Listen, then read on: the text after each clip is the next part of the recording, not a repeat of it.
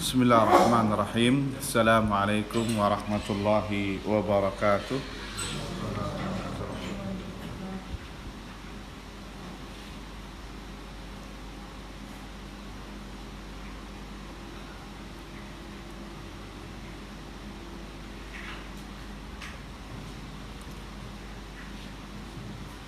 Saya ulangi lagi. Bismillah. Assalamualaikum warahmatullahi wabarakatuh. Alhamdulillahi rabbil alamin wa bihi nasta'inu ala umuri dunya waddin. Wassalatu wassalamu ala asyrafil anbiya wal mursalin habibina wa nabiyina Muhammadin sallallahu alaihi wasallam wa ala alihi wa sahbihi wa sallama tasliman katsira ila yaumiddin, amma ba'd. Allahumma la sahla illa ma ja'altahu sahla wa anta taj'alul huzna idza syi'ta sahla. Rabbi shrah li sadri wa yassir li amri wahlul 'uqdatam min lisani yafqahu qawli. Allahumma inna nas'aluka 'ilman nafi'a wa rizqan thayyiba wa 'amalan mutaqabbala. Allahumma 'allimna ma yanfa'una wanfa'na bima 'allamtana wa zidna ilman ya rabbal alamin. Allahumma ahdina wa ahlana wa qaumana ila siratikal mustaqim. Allahumma aslih lana sya'nana kullah wa la takilna ila anfusina tarfata a'yun wa la haula wa la quwwata illa billah. Ikhwani wa akhwati biddin, a'azzani Allah wa iyyakum. Alhamdulillah, kita panjatkan puji syukur kepada Allah Subhanahu wa taala yang telah memberikan kepada kita semua limpahan nikmat dan karunia-Nya, wabil khusus nikmatul iman wa nikmatul Islam, nikmat kesehatan dan kesempatan, sehingga dengan izin Allah Subhanahu wa taala kita bisa berkumpul kembali di salah satu masjidnya, di salah satu rumahnya, dalam rangka untuk bertafaqquh fiddin, mempelajari ilmu agama Allah Subhanahu wa taala, yang mana kita berharap agar Allah Subhanahu wa taala selalu memberikan kepada kita semua hidayahnya, taufiknya, inayahnya sampai kita bertemu dengannya. Allahumma amin. Salawat serta salam kita haturkan kepada Nabi kita Muhammad sallallahu alaihi wasallam, kepada keluarganya, kepada para sahabatnya, dan yang setia meniti di atas sunnahnya hingga hari kiamat kelak. Allahumma amin.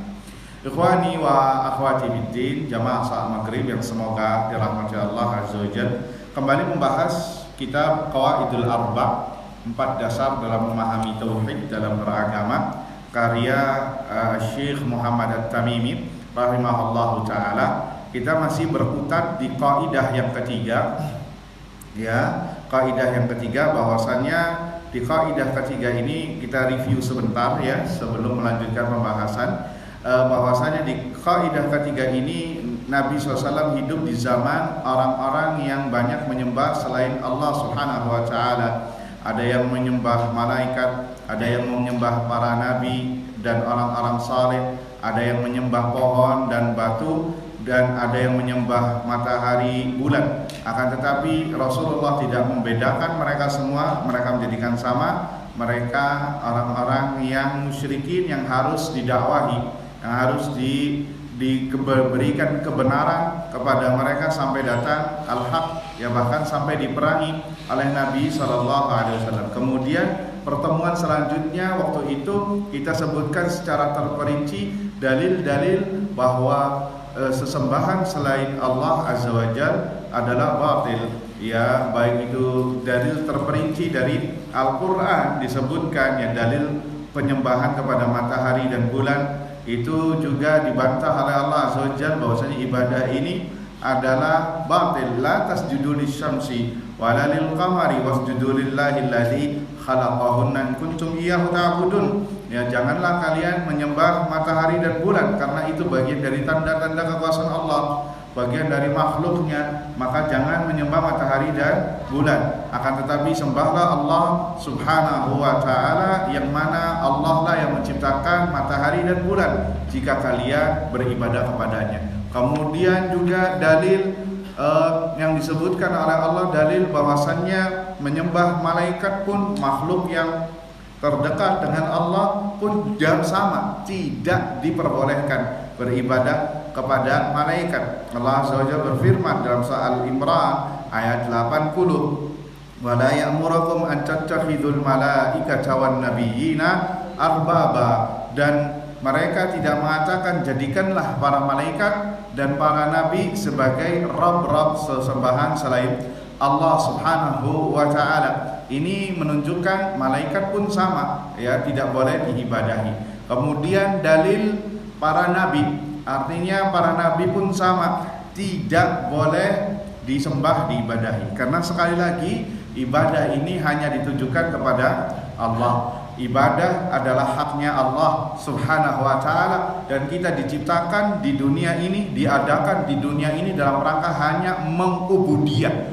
menghambakan diri kepada Allah Subhanahu wa taala. Dan ini pernah kita singgung, kita ulangi lagi dalam bab ini, wa dalilul anbiya, dalil bahwasannya para nabi pun tidak boleh diibadahi, dan penyembahan kepada para nabi itu pun adalah batil. Allah Azza wa Jalla berfirman dalam surah Al-Maidah ayat 116.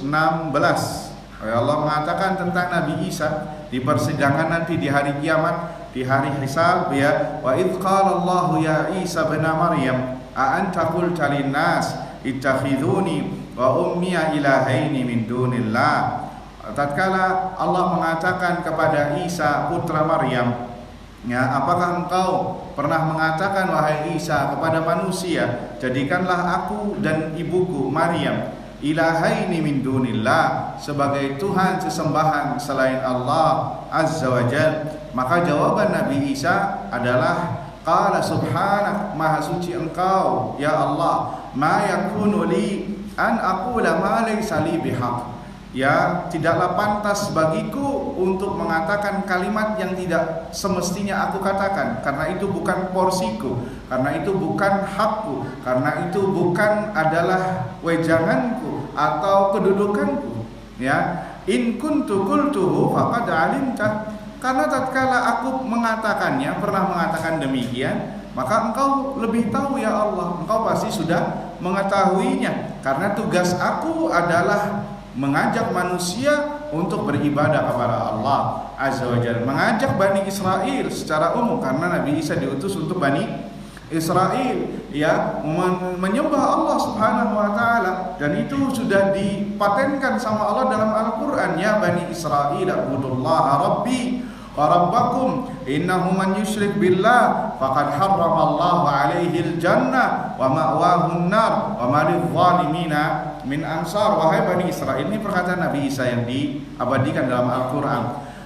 Wahai Bani Israel, sembahlah Allah Rabbku dan Rabb kalian. Sesungguhnya barang siapa yang mempersekutukan Allah Azza wa Jalla, yang berbuat syirik kepada Allah, yang mendoakan dalam hal ibadah, beribadah kepada Allah kemudian beribadah kepada selain Allah, maka Allah haramkan baginya surga dan tempat kembalinya di neraka, dan tidak ada penolong bagi orang-orang yang zalim. Ini yang dikatakan oleh Nabi Isa alaihi salatu wassalam. Sehingga Allah mengatakan ini di persidangan nanti agar pengikutnya yang sekarang menyembahnya dan yang pernah menyembahnya menjadi bukti, ya, hujjah atas mereka semua. Ya, ma yakunu li an aqula ma laysa li bihaqq, tidaklah pantas bagiku untuk mengatakan, ya, yang tidak ada haknya untukku, karena haknya adalah beribadah hanya kepadamu ya Allah. In kuntu qultuhu faqad alimta, dan jika aku yang mengatakannya pernah mengatakan demikian, maka engkau sungguh telah tahu ya Allah. Ta'lamu ma fi nafsi wa la a'lamu ma fi nafsik, ya, engkau mengetahui apa yang ada pada diriku, apa yang ada dalam hatiku, wa la a'lamu ma fi nafsik, dan aku tidak mengetahui apa yang ada pada dirimu ya Allah.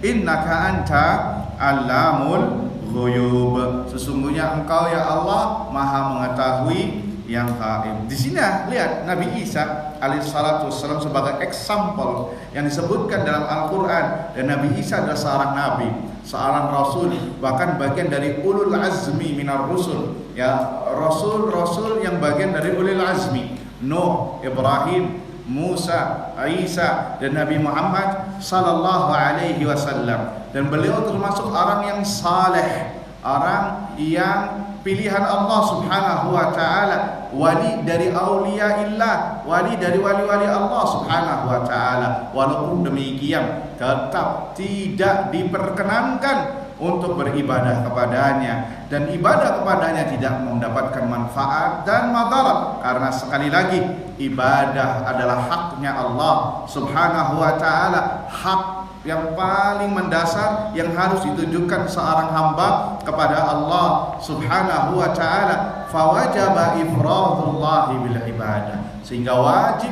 bagi seorang hamba untuk hanya beribadah kepada Allah Subhanahu wa taala, ya, kepada Allah Subhanahu wa taala.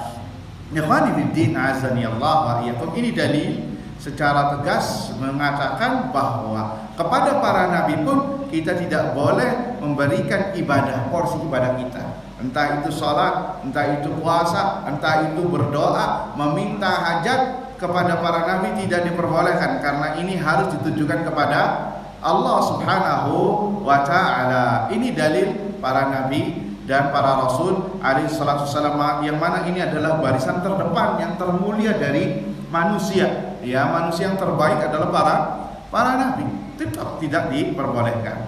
Kemudian ayuhal ikhwah, dalil orang-orang saleh.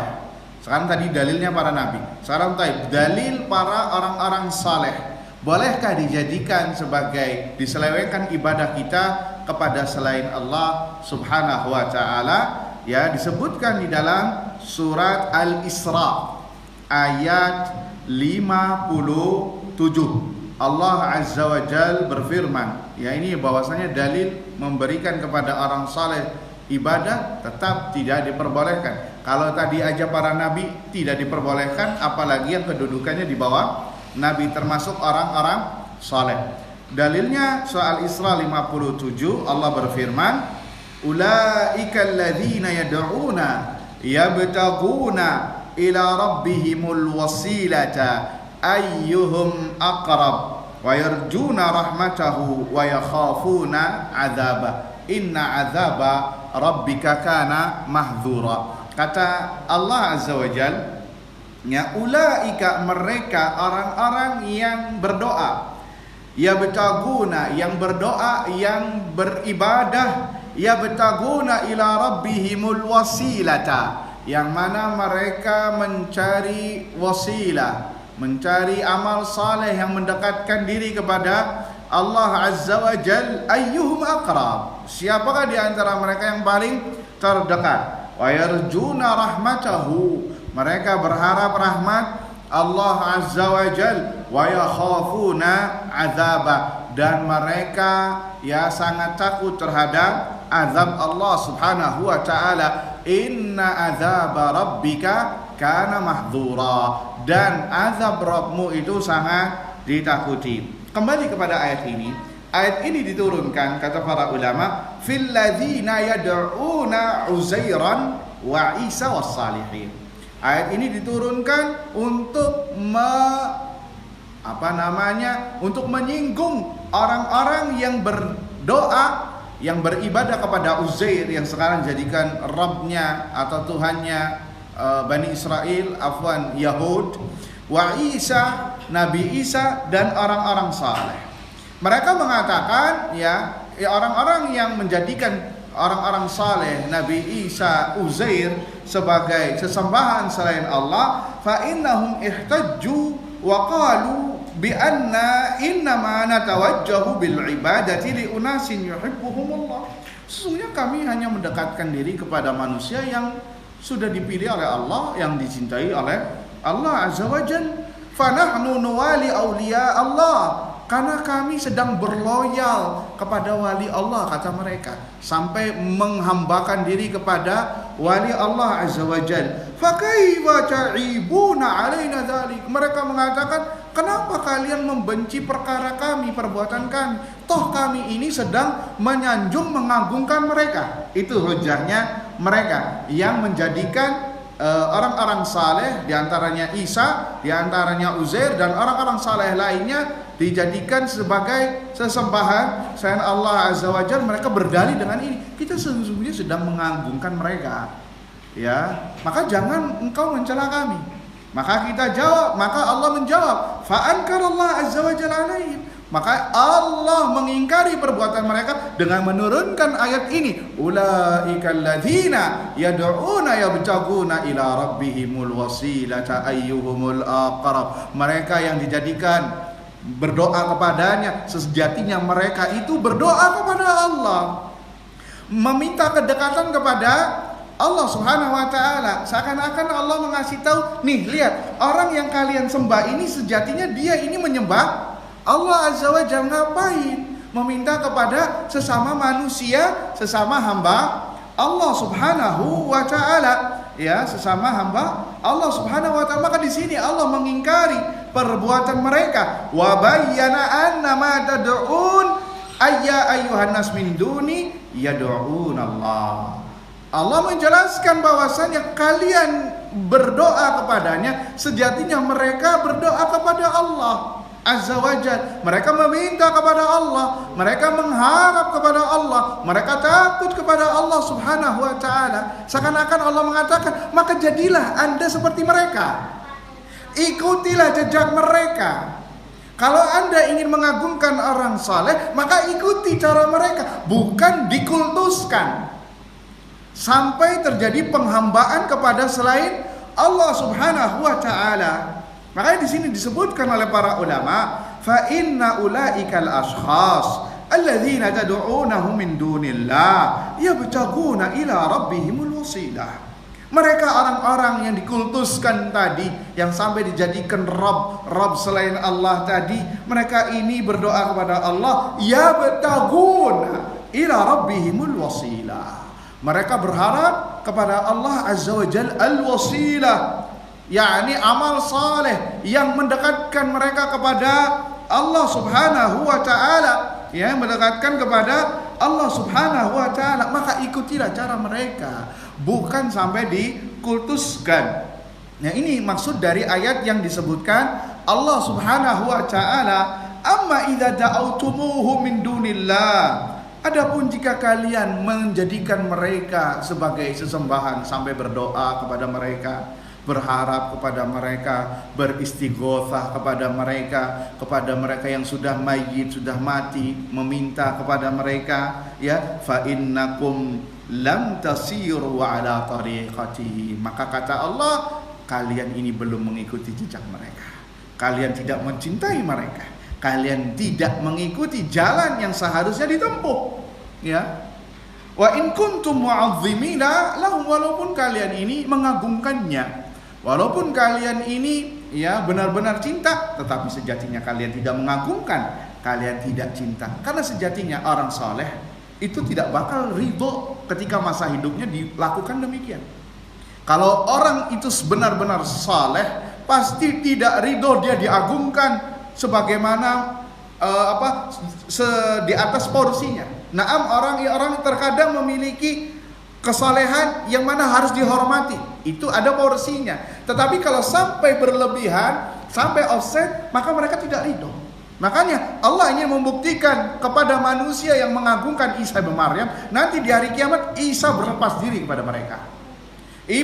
Isa berlepas diri kepada mereka yang menjadikan Isa sebagai Rabb, sebagai anak Tuhan, satu dari tiga oknum Trinitas. Isa berlepas diri, ya. Bahkan Isa mengatakan, in tu'adzibhum fa innahum ibaduk wa in taghfir lahum fa innaka antal azizul hakim.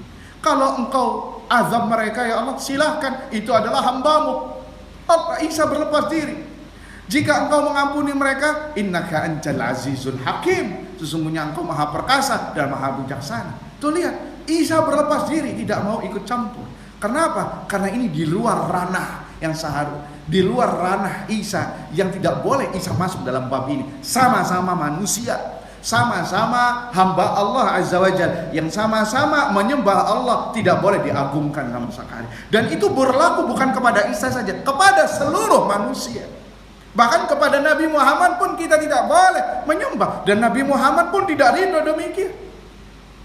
Dalam banyak hadis disebutkan, ya, ada orang yang mengatakan Masya Allah wa syi'ta, atas kehendak Allah dan kehendakmu wahai Muhammad. Maka beliau tidak suka, langsung mengatakan aja'altani lillahi nidda bal masya Allah wahda. Apakah engkau telah menjadikan aku tandingan Allah Azza wa Jal?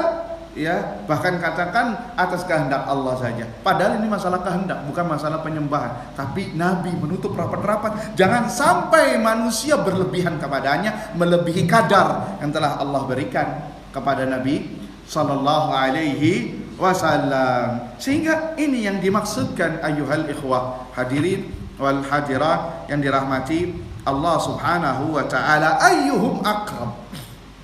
Disebutkan dalam ayat ini, siapakah yang lebih dekat kepada Allah? Orang-orang saleh tadi, dari kalangan Nabi, dari kalangan orang-orang saleh. Maka mereka menunjukkan, kata para ulama, fahum yatanafasuna fil khair. Mereka berlomba-lomba dalam kebaikan, berlomba-lomba dalam amal saleh, mencari amal saleh agar mendekatkan diri kepada Allah Subhanahu wa taala. Makanya ayat selanjutnya mengatakan wa yarjuna rahmatahu wa yakhafuna adzaba. Mereka sangat berharap rahmat Allah Azza wa Jal dan khawatir terhadap azabnya. Dan ini senada dengan firman Allah Azza wa Jal, ya, qul ud'ul ladzina za'amtum min dunihi fala yamlikuna kashfad durri ankum wala tahwila. Ya, orang-orang yang menyembah selain Allah Azza wa Jal, ya, tidak memiliki manfaat dan madarat, bahkan menyelewengkannya pun nggak bisa.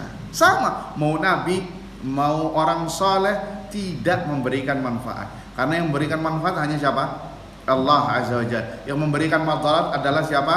Allah Azza wa Jalla. Yang lain adalah makhluk-makhluk Allah, tidak memiliki apa-apa. Itu dalil para nabi dan orang-orang saleh, mereka tidak bisa ya dijadikan sebagai sesembahan selain Allah, walaupun martabat mereka itu besar di sisi Allah Subhanahu wa taala. Bahkan malaikat pun yang terdekat dengan Allah tidak diperbolehkan. Taib, ikhwani fiddin azani Allah wa iyyakum. Kemudian dalil tentang pohon dan batu yang tidak boleh dijadikan sebagai sesembahan selain Allah Azza wa Jalla. Dalam surat An-Najm ayat 19 dan 20 Allah berfirman, afara'aitumul lata wal uzza wa manata tsalitsatal ukhra. Apakah kamu melihat, wahai Muhammad, bayangkan tentang Lata wal Uzza dan Manat ats-tsalitsatal ukhra, dan Tuhan lainnya yang dijadikan Tuhan Al-Manah, sesembahan selain Allah Azza wa Jalla. Apakah mereka ini mendapatkan, bisa memberikan manfaat ataukah madarat? Ini Lata, Al-Uzza, Al-Manat, ini tiga sesembahan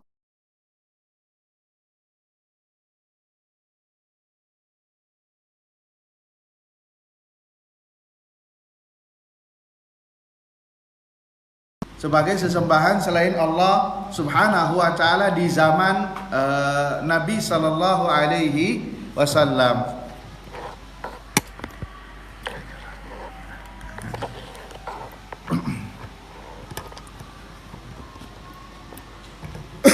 Baik, kita ulangi lagi, afwan ada kesalahan teknis. Dalil bahwasannya ya tadi surat Al-Najm ayat 19 sampai 20, afara'aitumul lata wal uzza wal manata tsalitsatal ukhra. Ini sesembahan di zaman awal Nabi SAW berdakwah, di zaman jahiliyah fase Mekah. Ada Lata, ada Uzza, ada Manat. Lata ini patung yang didirikan di daerah kota Taif. Kota Taif ini sekitar 200 km dari kota Mekah. Ya, 200 km dari kota Mekah, pegunungan ya Taif ini. Banyakan kabilahnya adalah kabilah Bani Thaqif. Aslinya Lat ini adalah orang saleh ya, yang suka memberi makan para jamaah haji ya, memberi adonan-adonan tepung, ya, kue, makanan secara gratis, ya, secara gratis, ya, memberikan air, kemudian memberikan makanan kepada para jamaah haji. Itu lihat ya, orang-orang dahulu luar biasa servisnya kepada para jamaah haji. Kalau sekarang orang malah banyak yang getok para jamaah haji, ya, subhanallah. Ini bahaya ini, karena mereka adalah tamu Allah Subhanahu wa taala, seharusnya harus dispesialkan, ya. Saya masih ingat waktu di Makkah itu musim haji, jarak antara sini, ya, misalkan dari sini ke mungkin sampai stasiun Depok, kalau dirupiahkan bisa 1 juta naik taksi saja. Padahal kalau hari-hari biasa cuma 15.000. Tuh lihat, mereka sampai menggetok harga. Kenapa? Karena musim haji ini jamaah haji. Lihat, orang-orang terdahulu ngasih makan kepada para jamaah haji, tamu Allah, secara gratis. Ini luar biasa, ya. Seharusnya kaum muslimin juga demikian, ya, harus, ya, memberikan prioritas. Kalau ingin cari nafkah, ya sekedarnya saja, jangan sampai harganya melambung tinggi. Ini hati-hati, tamu Allah, jangan sampai kita melalaikan tamu Allah yang mana mereka diundang oleh Allah Subhanahu wa ta'ala, ya. Baik, kita lanjutkan.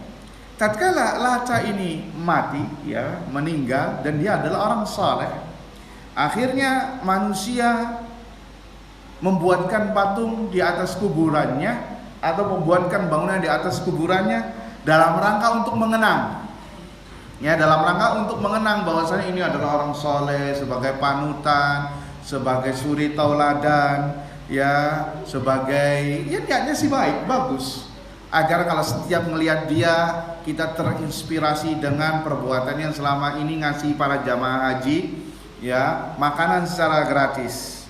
Akhirnya tatkala generasi pertama, generasi kedua meninggal, setan membisikkan kepada mereka, ya, dahulu bapak kalian ini membuat patung ini untuk disembah, maka sembahlah kalian. Nah, ini disembah selain Allah. Sejarah terulang kembali, sama ketika sejarah Nabi siapa? Nabi Nuh alaihissalam, ya, ketika orang-orang salehnya mati, ya, Wadda, Waswa'an, wa Yaghutsa, wa Ya'uqa, wa Nasra, 5 orang ini tatkala mati bikin patung, ya, dalam rangka untuk mengenang jasa ibadah mereka yang luar biasa, agar terkenang. Akhirnya setelah generasi pertama mati, setan tidak tinggal diam, langsung mengatakan bapak kalian ini dulu menyembahnya, maka sembah. Akhirnya fa'ubidat min dunillah, disembahlah selain Allah azza wajalla. Oleh karenanya maka Islam mengharamkan tidak membolehkan, ya, menggambar yang bernyawa. Apapun yang bernyawa, yang ditulis dengan tangan, lukisan atau dipahat, dipatung dan yang semisalnya dilarang. Kenapa? Untuk menutup, pertama, menyaingi makhluk Allah azza wajalla, ya. Yang kedua, karena menutup pintu rapat-rapat, pintu hulu berlebihan, dan sebagai menutup rapat-rapat jembatan menuju ke kesyirikan, karena sejarah bisa terulang. Maka kita khawatir juga pada zaman sekarang ini, hampir setiap sudut kota ada patung pahlawan, ya. Naam, kita menghargai pahlawan, jasa pahlawan, mereka acungkan jempol. Khawatir sama nanti sejarah terulang kembali. Kan lihat niatnya mereka sama nggak? Untuk mengenang, iya apa tidak? Untuk mengenang ibadah mereka, sama di sini untuk mengenang jasa pahlawan. Iya, bagus. Tapi kita generasi yang membuatnya meninggal, semuanya tinggal anak cucunya, setan nggak tinggal diam nantinya. Bapak kalian, nenek moyang kalian ini membuat patung ini untuk sembah, akan sembahlah. Fa'ubidat min dunillah. Itu yang kita khawatirkan. Makanya Islam menutup rapat-rapat pintu ini. Tidak boleh membuat patung yang bernyawa, gambar yang bernyawa, lukisan yang bernyawa, ya, dilaknat oleh Allah azza wajalla. La'anallahul musawwirin. Allah melaknat orang-orang yang melukis, menggambar, mematung yang bernyawa apapun, ya. Bahkan malaikat tidak masuk ke rumah yang ada gambar bernyawanya. Termasuk dalam bab ini adalah foto, yang dipajang. Kalau hukum foto berbeda kembali, tapi kalau sampai dipajang ya di tembok, ini khawatir malaikat tidak masuk, karena Nabi SAW bersabda, fa innal malaikata la tadkhulu buyutan fiha kalbun wa surah. Karena malaikat tidak memasuki rumah yang di dalamnya ada anjing dan gambar bernyawa. Berarti kalau malaikat nggak masuk, gantinya siapa, Pak? Nah, kalau malaikat nggak masuk, gantinya setan. Ya, padahal malaikat datang masuk ke rumah untuk mendoakan rahmat, kebaikan, sakinah kepada penghuni rumah. Tatkala malaikat nggak jadi masuk, maka yang menggantikan posisinya adalah syaitan. Setan yang menggantinya. Kalau setan yang sudah ngumbreng di rumah, ya sudah, jangan kaget nantinya. Ribut, ya, anak membangkang, ya, suami istri mungkin bisa cekcok, ya. Maksudnya setan di sini bukan setan hantu, pocong, kuntilanak nginep di rumah, bukan. Tapi bangsa jin dari kalangan syaitan akan menginap di rumah kita sebagai mabesnya nanti. Dan bisa jadi nanti akan berefek kepada yang lain. Kalau setan sudah menguasai, akan menjadikan rumahnya itu seperti rumah setan. Ya, anyep, nggak enak. Bawaan kalau masuk rumah pengennya emosi mulu, ya, nggak tenang, ya. Bahkan bisa jadi itu rumah yang akan jadi angker nantinya. Kenapa? Tidak dibacakan Al-Quran, adanya gambar bernyawa. Pernah ada orang yang di ruqyah, ternyata sebabnya karena foto bernyawa atau gambar bernyawa. Setannya ngumpet di situ. Ya, nanti bisa mempermainkan manusia. Dan kalau seperti ini ya naudzubillahi min dzalik. Jadi kembali ke pembahasan, Islam menutup rapat-rapat agar sejarah tidak terulang kembali. Dan kita tidak menginginkan ya manusia sampai menyembah ya patung sebagaimana di zaman awal Nabi sallallahu alaihi wasallam. Sehingga ketika Taif ditaklukkan, ya, dalam masalah ini Nabi nggak kompromi dalam masalah kesyirikan. Ya, ketika Nabi menaklukkan Taif setelah Makkah, maka datang ketika Ahlu Taif mengikrarkan masuk Islam, datang utusannya Ahlu Taif kepada Nabi SAW. Lihat, Nabi ini nggak balas dendam. Padahal Nabi sempat diusir dari kota Taif. Kalau Nabi mau balas dendam bakal diserang ke Taif. Iya apa tidak? Tapi tidak dilakukan. Nabi datang utusannya kepada Nabi SAW, mengikrarkan keislamannya, kemudian minta satu kesempatan dispensasi. Apa dispensasinya? Ya Rasulullah, nastathni, tolong minta keistimewaannya, ya, tolong jadikan daerah kami daerah istimewa, yang seperti Jogja atau seperti Aceh. Istimewa. Apa itu keistimewaannya? Apa yang ingin kalian kecualikan? Qal nastathni Lata, tolong jangan hancurkan patung Lata. Bolehlah kita masih menggantungkan hati kepada Lata. Tabqa indana thalatha sinin, tolong patung ini tetap bersama kami selama 3 tahun. Apa Nabi mengiyakan? Tidak. Farafadha dzalika Nabi sallallahu alaihi wasallam. Maka Nabi pun menolaknya, ya. Ya sudah deh, kalau nggak boleh 3 tahun, 3 bulan. 3 bulan saja. Nabi pun tetap tidak mengakuinya, tidak mau, karena ini kesyirikan. Akhirnya apa? Ya sudah deh, kalau memang nggak boleh, idzan antal ladzi tahdimuha. Kalau gitu silahkan ya Rasul, engkau yang menghancurkannya. Maka Nabi SAW mengatakan, amma hadhihi fana'am, kalau ini iya saya akan lakukan. Maka kalau ini iya saya lakukan. Akhirnya Nabi mengutus Al-Mughirah ibn Syu'bah dan beberapa jamaahnya, karena Mughirah ibn Syu'bah dari kalangan Ahlu Taif, dari kalangan penduduk Taif, dari Bani Thaqif. Maka Nabi ingin menginginkan bahwasannya yang menghancurkan ini dari kalangan bangsanya sendiri, dari kalangan penduduknya sendiri. Ya, tuh lihat, tatkala tauhid sudah menyeluruh, sudah menguat, lam tastati' hadhihi al-asnam wala hadhihi al-ma'budat min dunillah. Maka sesembahan ini yang tadinya disembah tidak bisa berkutik apa-apa, tidak memberikan manfaat, tidak memberikan madarat. Lihat yang dilakukan Mughirah ibn Syu'bah. Beliau ngambil kapak, kemudian dipukul dengan pukulan yang ringan, tidak pukulan yang keras. Tujuannya untuk apa, Pak?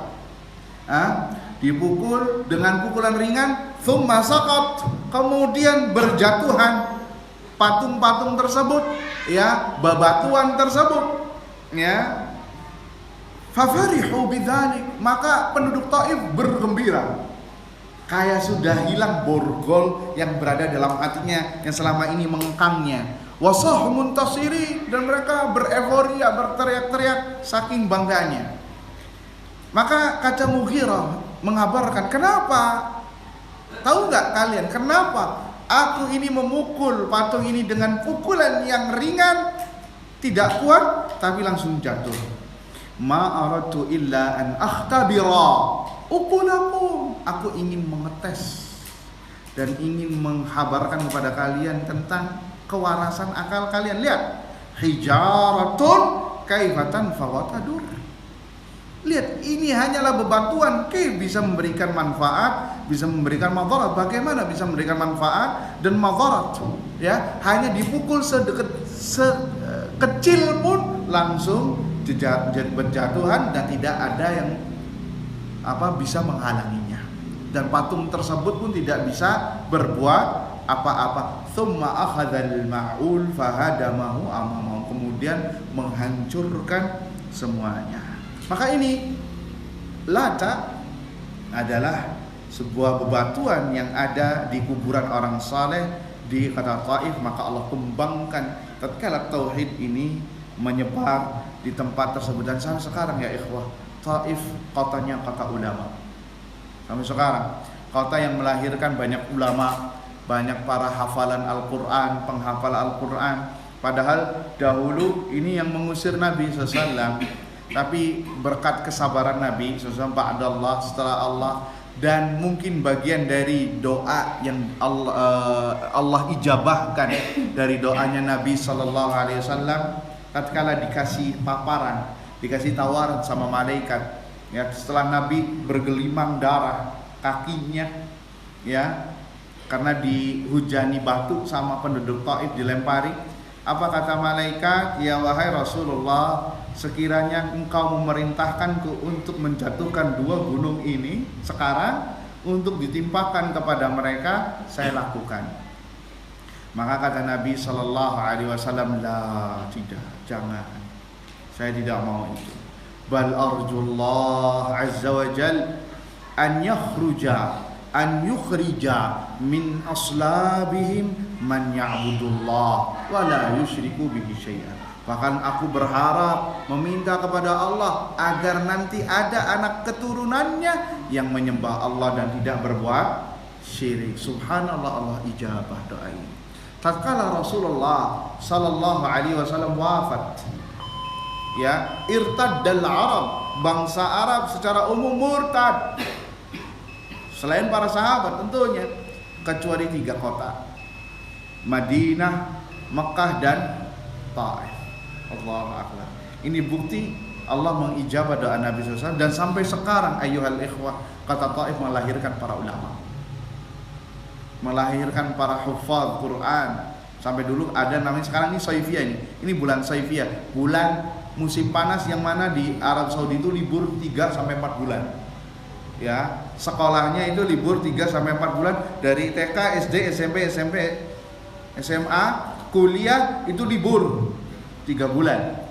Ya, apa yang mereka lakukan? Banyak dari mahasiswa ataupun siswa yang menghabiskan liburan saifiyahnya ke Taif 3 bulan hafid Quran. 3-4 bulan hafid Quran. Ada mahat tahfidz di sana dan terkenal sekelas nasional di Arab Saudi. Subhanallah. Tuh lihat keberkahan dari doa Nabi sallallahu alaihi wasallam. Tapi kita break sebentar untuk mendengarkan kumandang azan Isya.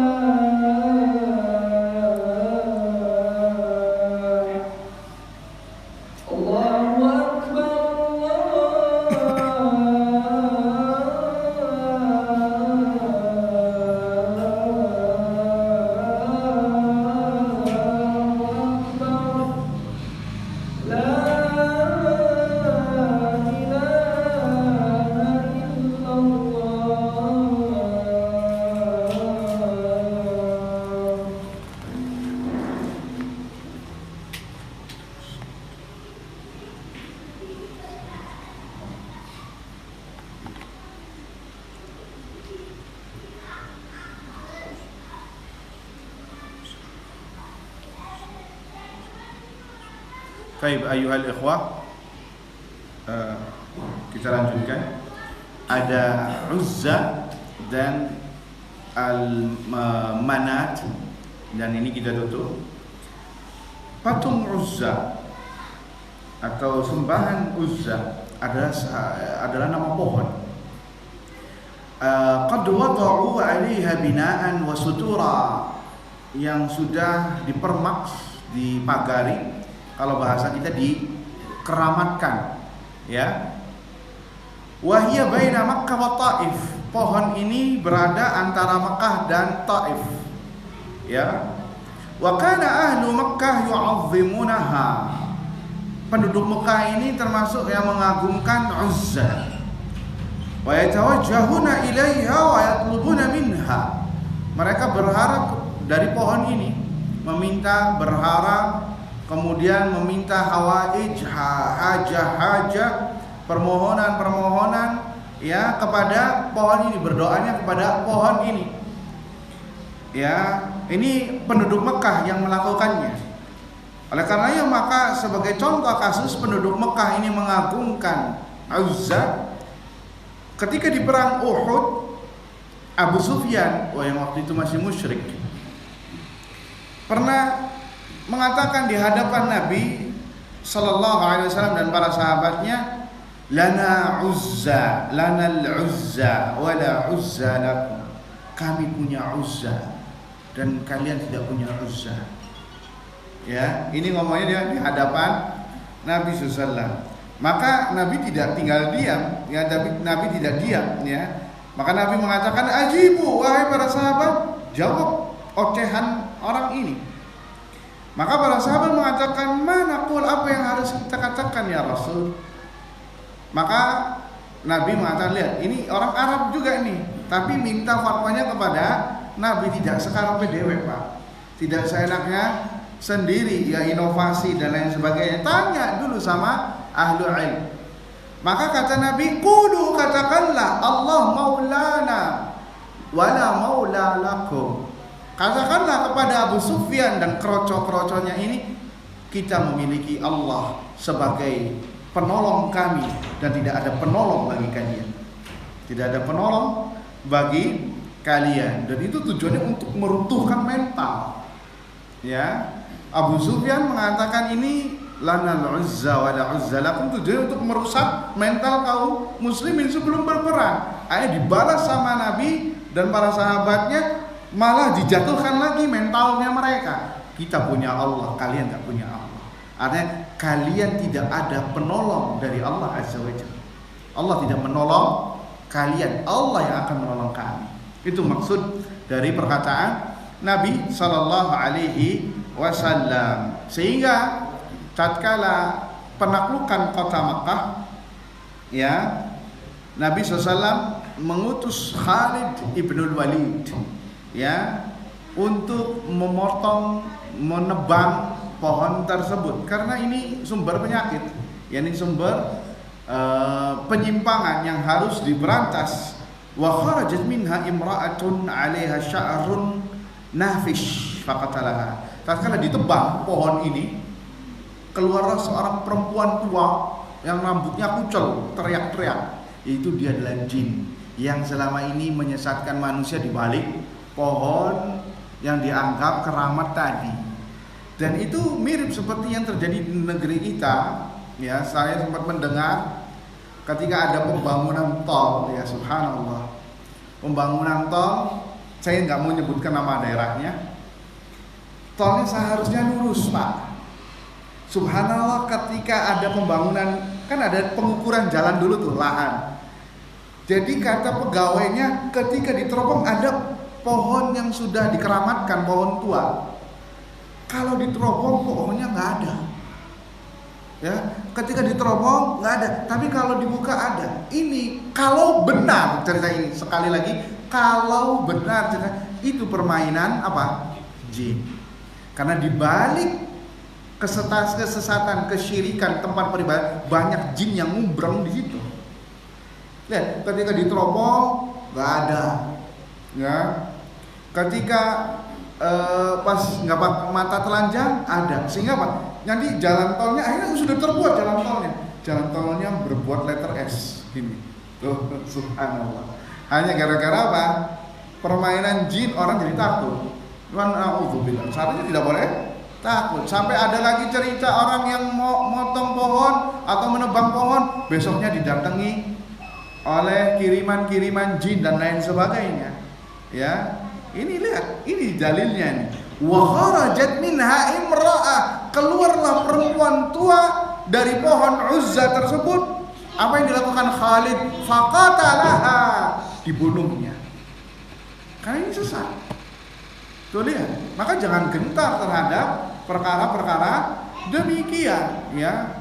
Jadi di balik rumah yang diangkerkan, tempat yang dikeramatkan, itu ada orang dari bangsa syaitan, dari kalangan jin yang ikut gembosi biar orang semakin percaya.